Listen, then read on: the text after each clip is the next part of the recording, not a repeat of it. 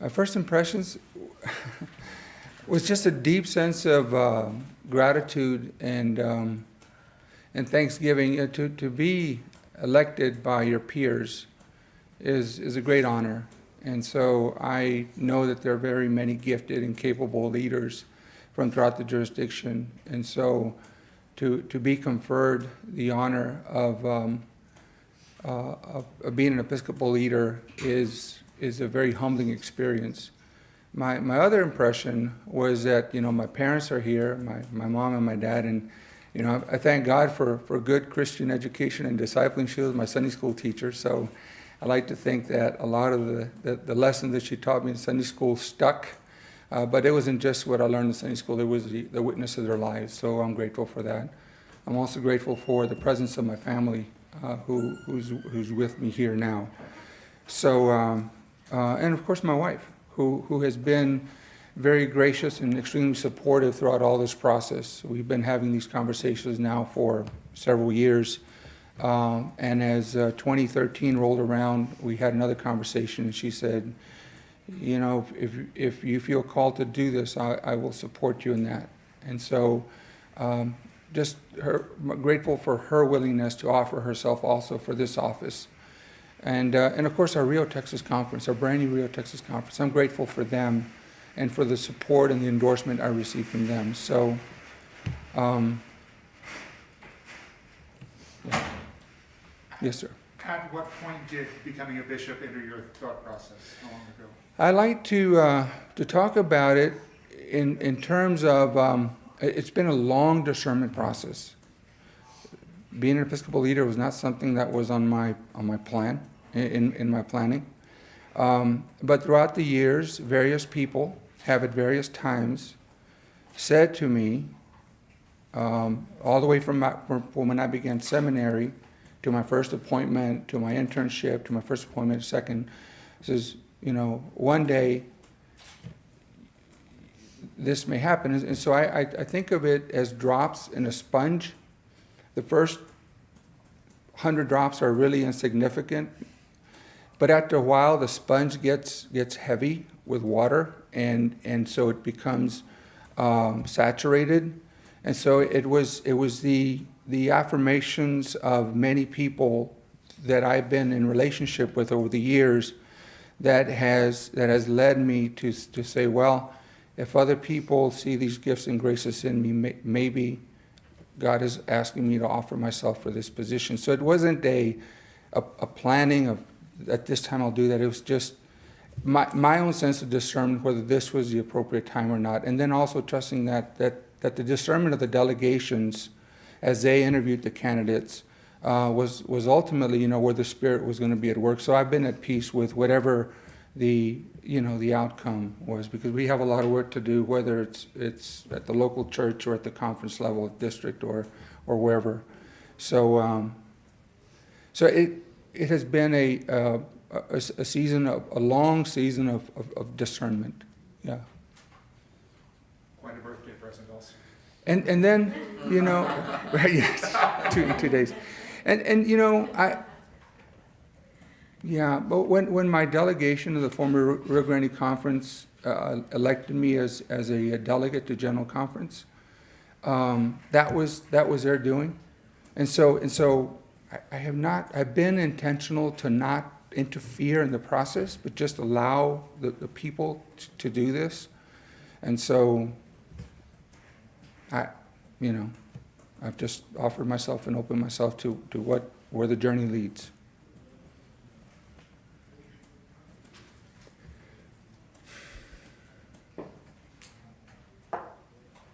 Would you like to say any words in Spanish to about your? Sí, seguro. Quisiera decir unas palabras en español. ¿Con quién me estoy comunicando? Eugenio Hernández, de la oficina de comunicaciones de Great Plains Conference. Okay. Pero para toda la conferencia, pues para todos aquellos que hablan español. Sí, estoy muy agradecido por la formación espiritual que ha recibido a través de la Iglesia Metodista Unida. A través de los años tenemos más de 150 años en ministerio con la comunidad hispana, y nuestras iglesias han dado testimonio, ¿verdad?, de lo que es la vida cristiana en um, en la vida wesleyana, y ha sido un gran placer para mí de ser parte de esas congregaciones, ¿verdad? Aunque algunas de ellas son pequeñas y luchan, pero de todos modos la espiritualidad es muy ferviente, es muy auténtica, y yo creo que eso ha sido mucho la parte de mi formación espiritual. Ha pastoreado en las conferencias de Río Grande y tengo la capacidad de comunicarme con el pueblo. Yo creo que entiendo las realidades cotidianas que la comunidad experimenta y vive todos los días. Y uno de mis deseos es comunicar el Evangelio en la tradición wesleyana, que yo creo es una tradición muy sana, porque afirma la identidad, que somos todos hijos creados en la imagen de Dios, y también estimula a personas para que encuentren una vida abundante en Cristo Jesús. Y eso es parte de mi herencia, es parte de mi persona. Así es que llevo a toda la comunidad y las experiencias que he tenido en el Ministerio Hispano como maestro, como coach de fútbol americano, como empresario y ahora como pastor, me han ayudado mucho a entender a la comunidad. Y yo sé que es una comunidad que es rápidamente creciente, está creciendo rápidamente en varias áreas de nuestra jurisdicción. Y hay necesidad para determinar maneras para comunicar esa gracia de Jesucristo en una manera que es relevante y que llamativa a la comunidad, para que respondan y para que también se hagan parte de nuestra iglesia metodista. Es uno de los enfoques a través de todos, ¿verdad?, que me gustaría a entregar, porque vemos los números, lo que está pasando aquí en esta región, y es muy importante. Estoy muy agradecido con el testimonio de mi familia, con el ministerio de nuestras iglesias locales, y también con la formación del pueblo, ¿verdad? Lo que he aprendido de la comunidad y de la gente, de lo que es la fe y de lo que es creer cuando aún las luchas cotidianas son abrumadoras. Thank you. Bishop Saenz, the Rio, Texas conference Yes. will be, in a way, kind of saying goodbye to you, giving you over to the larger church. Do you have any words of farewell or thanks to your colleagues and pastors and staff in Rio, Texas? Yes. Again, gratitude spills over. I'm relatively new to a large portion of the new Rio, Texas conference, having served in the Rio Grande conference for 15 years prior. But the embrace, the welcoming, the hospitality, the collegiality, the collaboration that I've experienced with my brothers and sisters, and all that I've learned from them has really enriched my own life and my own ministry. I still say that Rio, Texas conference is a great laboratory for innovative ministry. I will carry the lessons that I've learned there with me wherever the Lord sees fit to appoint me to.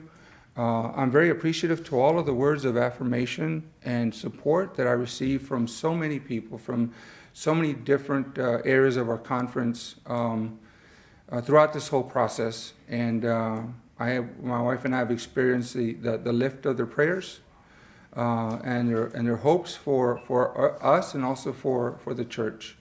It has been an honor and a privilege to serve in the Rio, Texas conference for these short 5 years, well, actually the short year and a half. And so I always tell people that we never leave people behind, we just carry them in our heart. And so I will carry the Rio, Texas friends and colleagues and the lessons learned in my heart. And I was sure that I will find ways to apply what I've learned and what I've heard and what I've experienced with my brothers and sisters, both clergy and laity, wherever we are sent. Thank you, Will. Yes? Bishop, you will most likely be serving somewhere very different than Rio, Texas conference. Right. With the languages and types of people. Right. Do you have any hesitation about that, where you may go? No. People are people. I mean, at the essence of every human being, people are people. They have the same hopes and dreams and fears and expectations. And, you know, in fact, I was having a conversation with my wife the other day. I said, everywhere we've been at, whether it's in urban Dallas or El Paso or the Valley or San Antonio, we've always found a way to love the people that God has sent us to. And, you know, by looking out for the best interests of those that we serve, but not only that, but also for the best interests of those that are around our churches.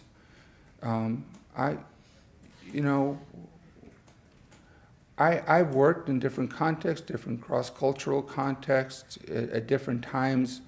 I find that people, when they are committed to a clear vision, to a clear purpose, there's an enormous desire to collaborate, which cuts across our differences and unites us as one. And so, as a former coach, how do we help people work together for the greater cause of Christ and the kingdom, not only within our United Methodist Church, but also in our communities and the world? So that doesn't concern me at all.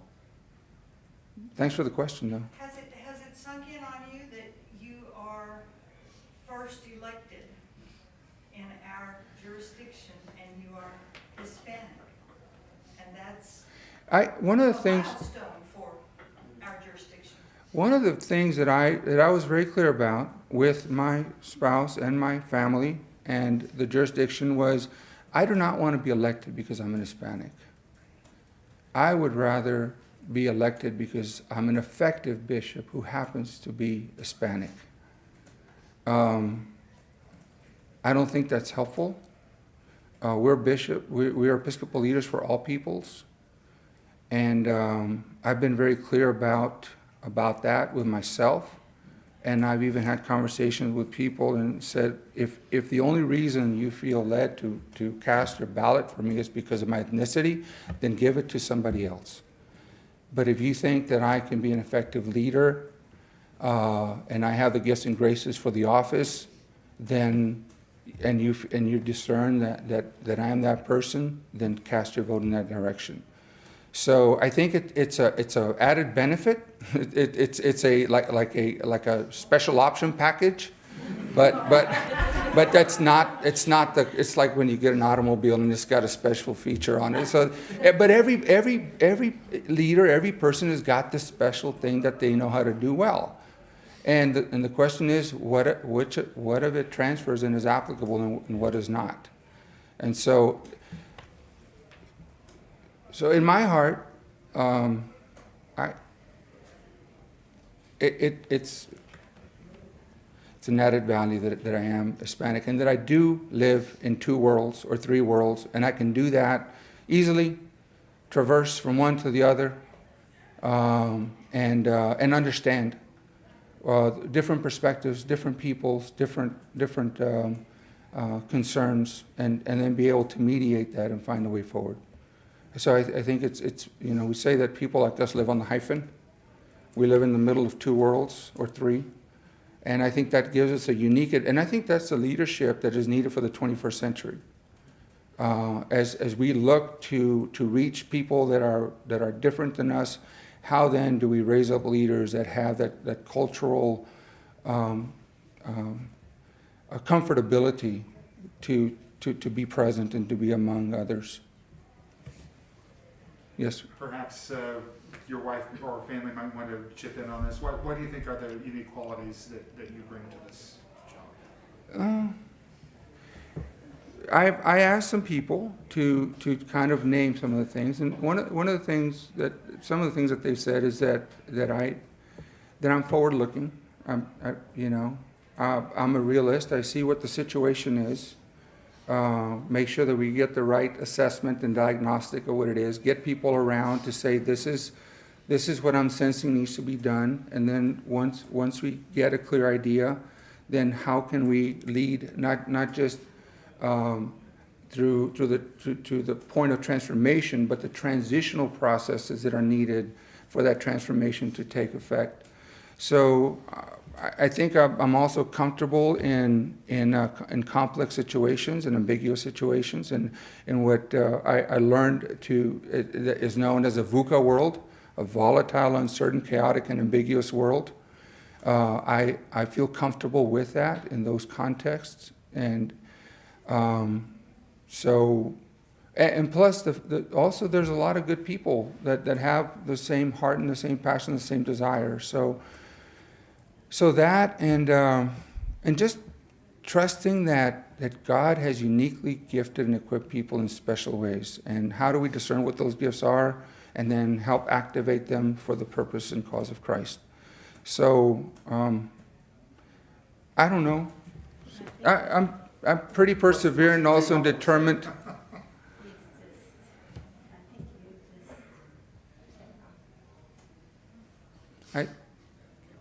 I like challenges. I'm pretty stubborn sometimes, and I can stick to stuff for a long period of time until things turn around. And that in all of the places I've been at, whether it's teaching or coaching or business or ministry, we've always been involved in turnaround projects, and I think we're in the midst of a turnaround moment or season in our church, and so I'm excited about the opportunities and possibilities before us. Yes, sir. You're about to get hit with a lot of different things. Have you thought about what that looks like? I mean, the election's one thing, but now you're on the job and just getting used to this new role. Have you thought through what those first few steps might be, wherever you end up being assigned, and what that might look like? Well, I think the job officially starts August 1, so no, but yeah, I do have a sense for what the first 100 days will look like. It will involve a lot of conversation with key stakeholders at different levels of the conference's life. It'll involve gathering data, walking around, learning about the conference, learning about the history, learning about the people, not just the people that belong to the church, but also the people of the community, having conversations with people that have their eyes and ears to the ground at the state level, at the local level, just to see where the communities are at, and then having a lot of conversation to discern, what God is calling us to be and do in that particular context in ministry. Now, a lot of conferences already have a very well stated and also a very well implemented conference strategy. If that's so, then I will come along and help that conference implement what they've discerned God is calling them to do. If that is still in development, then I will come along and help them define that and make it more concrete and more and clearer, and then organize around that so we can see how that can happen. So, and I'm sure that in the first 100 days there will be a lot of people that will be talking about a lot of different things, and so I imagine that my first 100 days of my first year will be a year of listening and praying and discerning, and then we'll see what says the Spirit.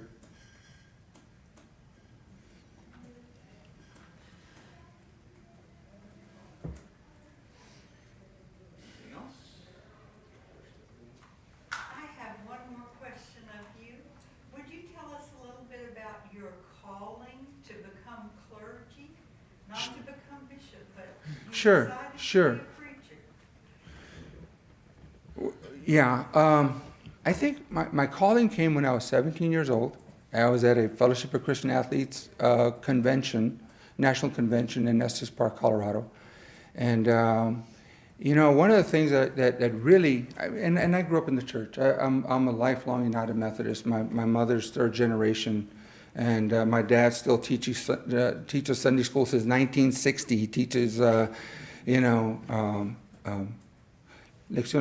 adult Bible study.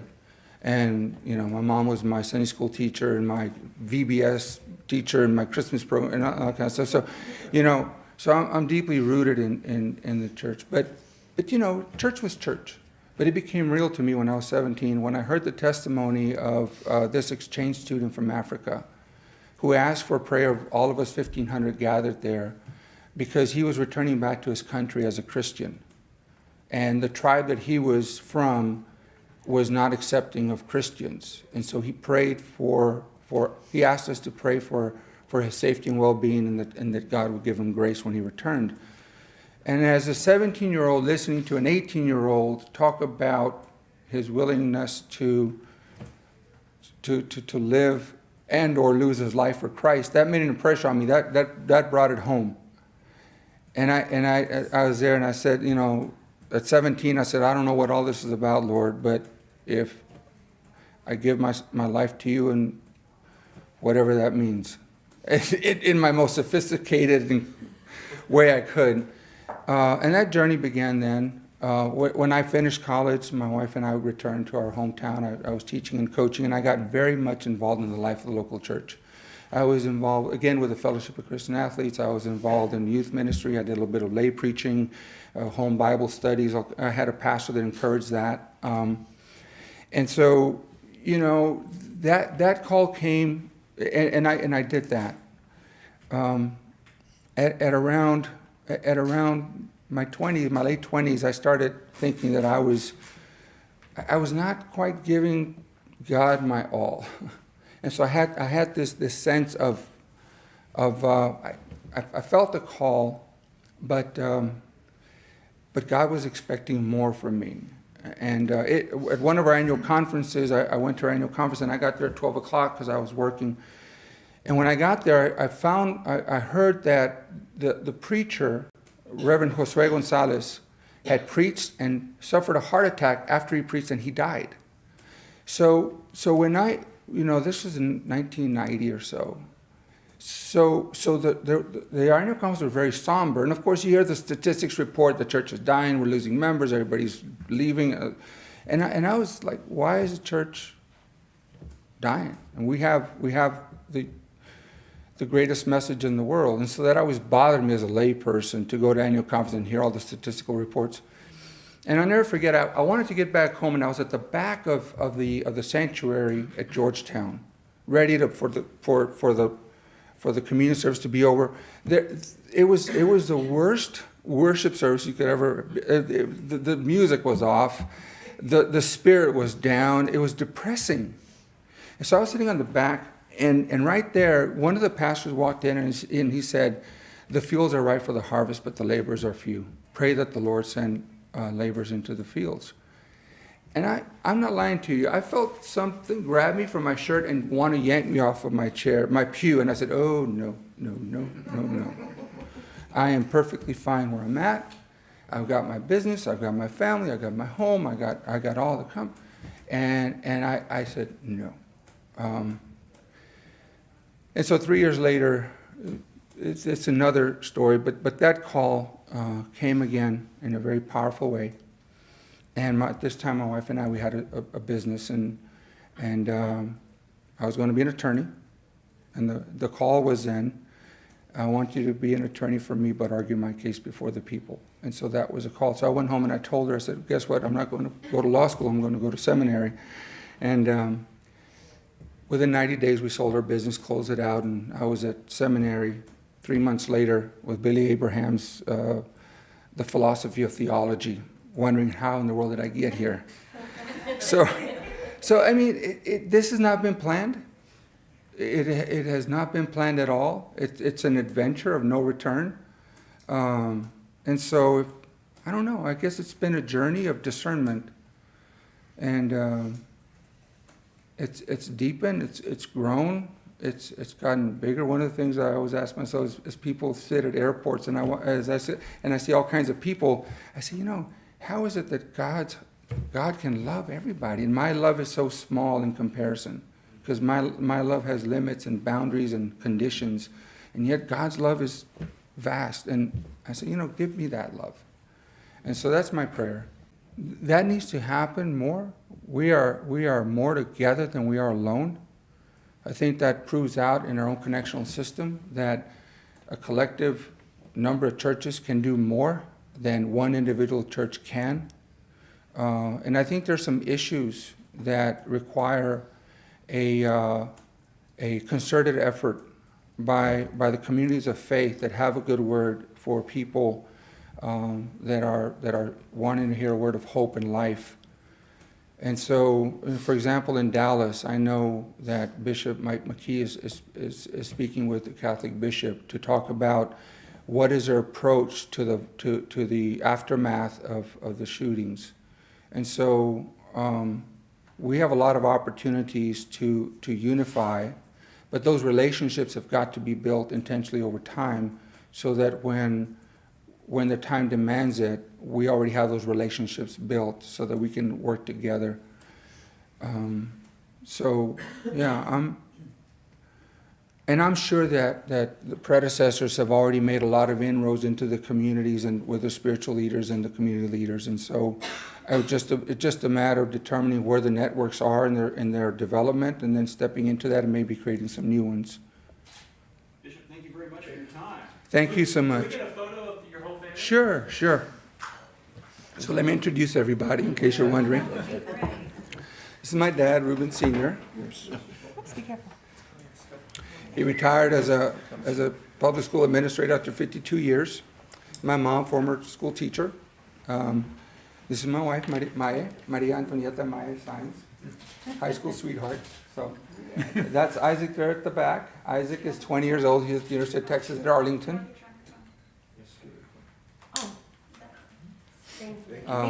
He's studying communications, hopes to be a broadcaster for some sports team in Dallas. This is Aaron and his wife Iris. Aaron is a new church start planter at Harlingen, at Valley Praise. Has grown it from 40 to over 350. They're probably going to pass 400 this year. Iris is very supportive of him, and they both built that ministry. This is Ruben. He's also a pastor. He'll be serving at one of our churches in San Antonio, and his wife Christy. They're recently married. We're expecting our first grandson, so we're excited about that. This is Christina. She is our daughter. She's our second, and she works with the Pearland ISD as a school psychologist, administrator. And her husband, Matt works for Cisco Foods, and so they're all here. So this is our family, and I'm glad that they're here with us on this day. I want a group hug. Group hug. Yeah, come in the middle. Come on. Ven pa' acá, Olguita. Beautiful. All right. Thank you. Most pictures you'll ever have to take. It's all downhill from here.